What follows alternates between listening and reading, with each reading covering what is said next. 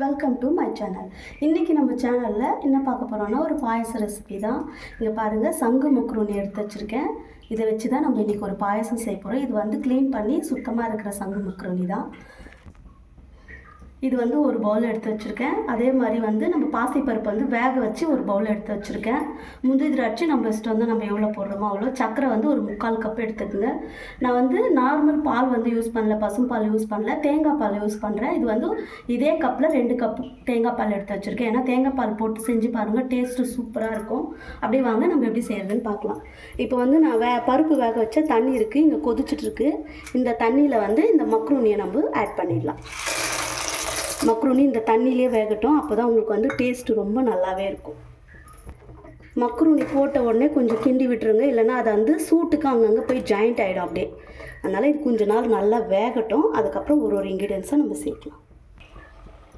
Okay friends, இங்கே பாருங்கள், 3/4 வேக்காடு வந்து இது நல்லா வெந்துச்சு. இந்த ஸ்டேஜில் நம்ம வந்து வேக வச்ச பருப்பு சேர்த்துப்போம் இது கூட. ஏன்னா பருப்பு நமக்கு நல்லா குழைய வேகணும், அதுக்காக தான் ஃபஸ்ட்லேயே வேக வச்சுக்கிறது. இங்கே பாருங்கள், இன்னும் கொஞ்சம் இதில் நல்லா கொதிச்சு ரெண்டும் ஜாயிண்ட் ஆன மாதிரி ஆயிடுச்சு பார்த்தீங்களா. ரெண்டும் நல்லா இதுவான பிறகு இப்போ வந்து சர்க்கரை போட்டுக்கலாம். இந்த ஸ்டேஜில் தான் நம்ம சர்க்கரை போடணும்.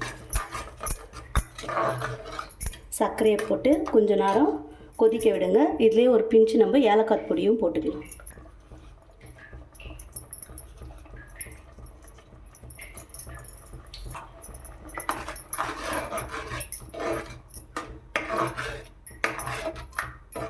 இது ஒரு கொதி நல்லா கொதிக்கிட்டோம். இந்த ஸ்டேஜில் நம்ம வந்து இந்த கரைச்சி வச்சுருக்க பால், அரைச்சி வச்சுருக்கோம் இல்லையா, இந்த பாலை எடுத்து ஊற்றிக்கலாம். உங்களுக்கு எவ்வளோ தேவையோ அவ்வளோ பால் மிக்ஸ் பண்ணிக்கோங்க.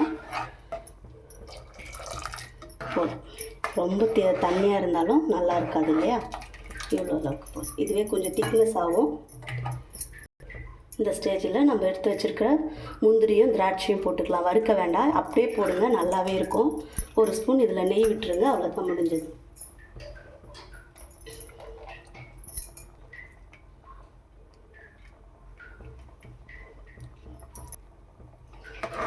அவ்வளோதாங்க, சூப்பரான அட்டகாசமாக டேஸ்டியான பாயாசம் ரெடி ஆகிடுச்சு.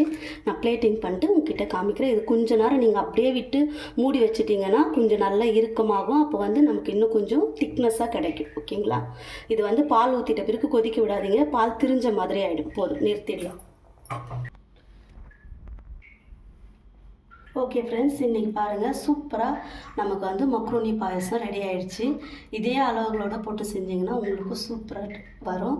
டேஸ்ட்டு சும்மா அட்டகாசமாக இருக்குது. நீங்களும் ஒரு முறை ட்ரை பண்ணி பாருங்கள். ஓகே ஃப்ரெண்ட்ஸ், இன்றைக்கி இந்த ரெசிபி நம்ம சேனலில் பார்த்தோம். இன்னொரு நாளைக்கு இன்னொரு ரெசிபியோடு சந்திக்கலாம். பாய்.